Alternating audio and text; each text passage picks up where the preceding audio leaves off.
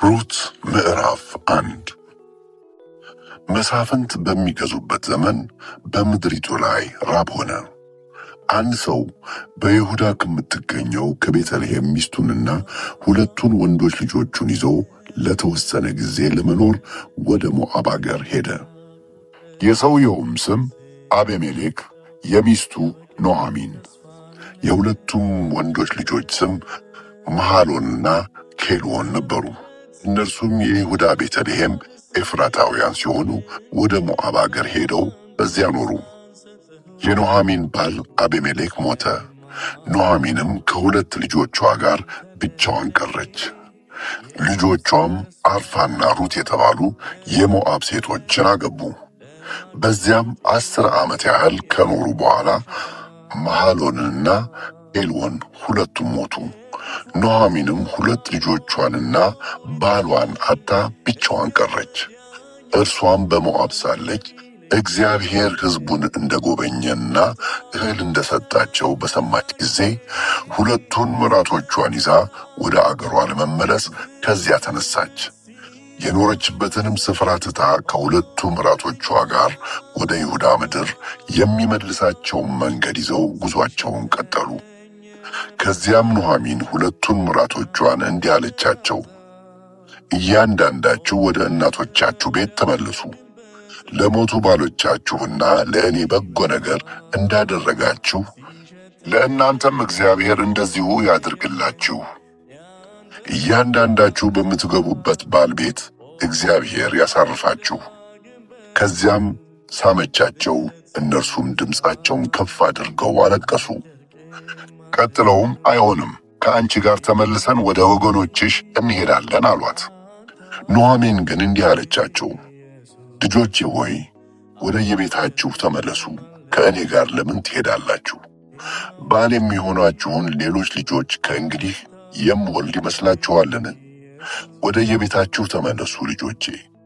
ሌላ ባል እንዳላገባ እጅግ አርጅቻለሁ። አሁንም ተስፋ አለኝ ብል ዛሬ ማታ አግብቼ ከዚያም ልጆች ብወልድ እስኪያድጉ ድረስ ትጠብቃላችሁን?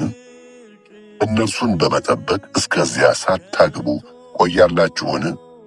ልጆቼ ሆይ እንግዲህ አይሆንም፣ ሁኔታው ከእናንተ ይልቅ ለእኔ እጅግ መራራ ነው። የእግዚአብሔር እጅ በእኔ ላይ ተነስቶአልና። እነርሱም ድምፃቸውን ከፍ አድርገው እንደገና አለቀሱ። ከዚያም ኦርፋ አማቷን ስማ ተሰናበተቻት። ሩት ግን ልትለያት ስላልፈለገች ተጠመጠመችባት። ኑኃሚን መልሳ እነሆ የባልሽ ወንድም ሚስት ወደ ወገኖቿ ወደ አማልክቷ ተመልሳለች፣ አብረሻት ተመለሽ አለቻት። ሩት ግን እንዲህ አለች፣ ተለይቼሽ እንድቀር ወይም እንድመለስ አትለማመጭኝ። በምትሄጅበት እሄዳለሁ፣ በምትኖሪበትም እኖራለሁ። ሕዝብሽ ሕዝቤ፣ አምላክሽ አምላኬ ይሆናል። በምትሞችበት እሞታለሁ፣ እዚያው እቀበራለሁ። ከእንግዲህ ሞት ከሚለየን በቀር ብለይሽ እግዚአብሔር ይፍረድብኝ፣ ከዚያም የከፋ ያድርግብኝ። ሩት አብራት ለመሄድ መቁረጧን በተረዳች ጊዜ ኑኃሚን መጎትጎቷን ተወች። ከዚያም ሁለቱ ሴቶች እስከ ቤተልሔም ድረስ ተጓዙ። ቤትልሔም እንደደረሱም በእነርሱ ምክንያት ከተማው በሙሉ ተተረማመሰ። ሴቶቹም ይህች ኑኃሚን ናትን በማለት ተገረሙ። እርሷም እንዲህ አለች፣ ሁሉን የሚችል አምላክ ሕይወቴን እጅግ መራራ አድርጎታልና ማራ በሉኝ እንጂ ኑኃሚን ብላችሁ አትጥሩኝ። በሙላት ወጣሁ፣ ነገር ግን እግዚአብሔር ባዶዬን መለሰኝ። እግዚአብሔር አስጨንቆኝ ሁሉን የሚችል አምላክ መከራ አምጥቶብኝ ሳለ እንዴት ኑኃሚን ብላችሁ ትጠሩኛላችሁ? አለቻቸው። ስለዚህ ኑኃሚን ከምራቷ ከሞዓባዊቷ ሩት ጋር በመሆን ከሞዓብ ተመለሰች። ቤትልሔም የደረሱትም የገብስ አዝመራ በሚሰበሰብበት ወቅት መጀመሪያ ላይ ነበር። ሩት ምዕራፍ 2 ኑኃሚን ከአቤሜሌክ ጎሳ የሆነ ቦዔዝ የሚባል ባለጸጋ የባል ዘመድ ነበራት። ሞዓባዊቷ ሩትም ኑኃሚንን በፊቱ ሞገስ አግኝቼ ቃርሚያ የሚያስቃርመኝ ሰው ባገኝ እስቲ ወደ እህል አዝመራው ልሂድ አለቻት። ኑኃሚንም ልጄ ሆይ ይሁን ሂጂ አለቻት። ስለዚህ እርሷም ወጣች፣ ከአጫጆች ኋላ ኋላ እየተከታተለችም ከአዝመራው ቦታ ትቃርም ጀመር። እንደ አጋጣሚ ትቃርምበት የነበረው አዝመራ ከአቤሜሌክ ጎሳ የሆነው የቦዔዝ ነበር። በዚሁ ጊዜ ቦዔዝ ከቤተልሔም መጣ። አጫጆቹንም እግዚአብሔር ከእናንተ ጋር ይሁን ብሎ ሰላምታ ሰጣቸው። እነርሱም እግዚአብሔር ይባርክህ ብለው መለሱለት። ከዚያም ቦዔዝ የአጫጆቹን አለቃ ይህች ወጣት ሴት የማን ናት ሲል ጠየቀው። የአጫጆቹም አለቃ እንዲህ ሲል መለሰ፣ ከኑኃሚን ጋር ከሞዓብ ምድር ተመልሳ የመጣች ሞዓባዊት ናት። እርሷም አጫጆቹን እየተከተልኩ በነዶ መካከል እንድቃርም እባክህ ፍቀድልኝ አለችኝ። ለጥቂት ጊዜ በመጠለያው ከማረፏ በስተቀር ወደ አዝመራው ቦታ ገብታ ከጠዋት አንስቶ እስካሁን ያለማቋረጥ ስትቃርም ቆይታለች። ስለዚህም ቦዔዝ ሩትን ልጄ ሆይ ስሚኝ፣ ከእንግዲህ ወደ ሌላ አዝመራ ሄደሽ አትቃርሚ፣ ከዚህም አትራቂ፣ ከሴቶች ልጆቼ ጋር እዚሁ ሁኚ። ወንዶቹ የሚያጭዱበትን እርሻ ልብ እያልሽ ልጃገረዶቹን ተከተይ። ወንዶቹ እንዳያስቸግሩሽም አስጠንቅቄያቸዋለሁ። ውሃ ሲጠማሽ ደግሞ እየሄድሽ ወንዶቹ ሞልቶ ካስቀመጡት እንስራ ቀድተሽ ጠጪ። በዚህ ጊዜ ወደ መሬት ዝቅ ብላ እጅ ነሳችው።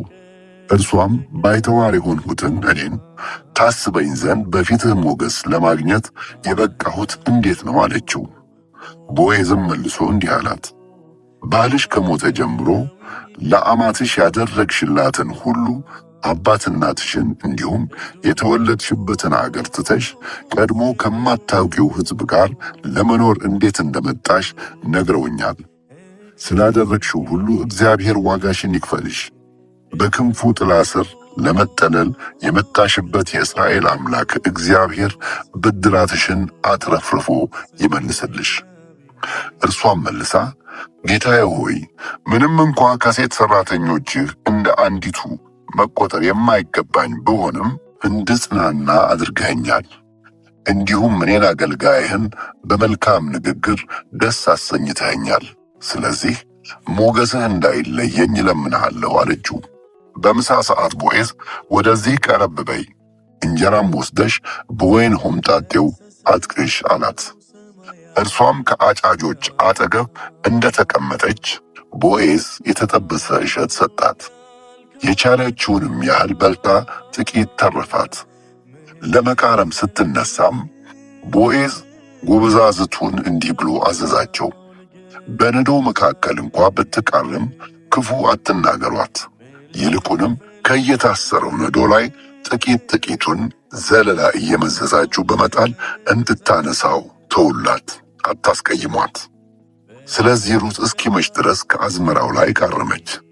ከዚያም የሰበሰበችውን ገብስ ወቃች፣ 1 የኢፍ መስፈሪያም ያህል ሆነ። ያንንም ይዛ ወደ ከተማ ሄደች። አማቷም የሰበሰበችው ምን ያህል እንደሆነ አየች። እንዲሁም ሩት የሚበቃትን ያህል ከበላች በኋላ አስተርፋ የነበረውን አውጥታ ለእርሷ ሰጠቻት። አማቷም ዛሬ የቃረምሽው ከየት ነው? የትስ ቦታ ስትሰሪ ዋልሽ? መልካም ነገር ያደረገልሽ ሰው የተባረከ ይሁን አለቻት። ከዚያም ሩት ስትሰራ ስለዋለችበት ስፍራ ባለቤት ለአማቷ ነገረቻት። እርሷም ዛሬ ስቃርም የዋልኩበት አዝመራ ባለቤት ስሙ ቦዔዝ ይባላል አለቻት። ኑኃሚንም ምራቷን በጎነቱን ለሕያዋንም ሆነ ለሙታን ማድረጉን ያልተወ እግዚአብሔር ይባርከው አለቻት። ቀጥሎም ሰውየው እኮ የሥጋ ዘመዳችን ነው፣ የመቤዠት ግዴታ ካለባቸው ዘመዶቻችን አንዱ እርሱ ነው አለቻት። ከዚያም ሞዓባዊቷ ሩት ደግሞም እህሌን ሁሉ አጭደው እስኪጨርሱ ድረስ ከሠራተኞቼ አትለይ ብሎኛል አለቻት። ኑኃሚንም ምራቷን ሩትን የኔ ልጅ እንዲህ ካልሽማ ከሴት ሠራተኞቹ ጋር አብሮ መሄድ ይሻልሻል። ወደ ሌላ ሰው አዝመራ ብትሄጂ ጉዳት ሊያገኝሽ ይችላልና አለቻት። ስለዚህ የገብሱና የስንዴው አዝመራ ተሰብስቦ እስኪያበቃ ድረስ ሩት የቦዔዝን ሴቶች ሠራተኞች ተጠግታ ቃረመች። ከአማቷም ጋር ኖረች።